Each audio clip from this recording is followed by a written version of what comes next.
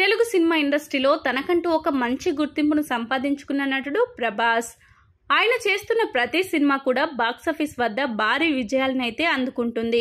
ఇక ఇదిలా ఉంటే జూన్ 27వ తేదీన ఆయన చేసిన కల్కి సినిమా రిలీజ్ అవ్వబోతుంది. అయితే ఈ సినిమాలో కమల్ హాసన్ విలన్ పాత్రను పోషించబోతున్నట్లుగా మనకు తెలిసిందే. అయితే ఈ సినిమాలో కమల్ హాసన్ మొత్తం ఎన్ని నిమిషాల పాటు కనిపిస్తాడు అనేది ప్రేక్షకుల్లో ఆసక్తిని రేకెత్తిస్తుంది. ముఖ్యంగా కమల్ హాసన్ ఈ సినిమాలో 45 నిమిషాల పాటు కనిపిస్తారనే వార్తలైతే వస్తున్నాయి. ఇక మొత్తానికైతే ఈ సినిమాతో ప్రభాస్ మరోసారి తనను తాను స్టార్ హీరోగా ప్రూవ్ చేసుకోవాలని ఉత్సాహపడుతున్నట్లుగా తెలుస్తుంది. ఇక ఈ సినిమాలో దీపికా పదుకొనే హీరోయిన్ గా నటిస్తున్న విషయం మనకు తెలిసిందే.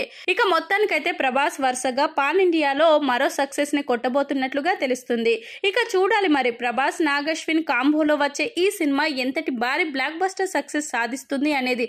ఇక తెలుగు సినిమా ఇండస్ట్రీలోనే ఇప్పటి వరకు ఏ హీరో సాధించని ఘనతని ప్రభాస్ సాధించడమే కాకుండా పాన్ ఇండియాలో తెలుగు సినిమా స్థాయిని పెంచిన హీరోగా కూడా ఆయన్ని మనం గుర్తించవచ్చు.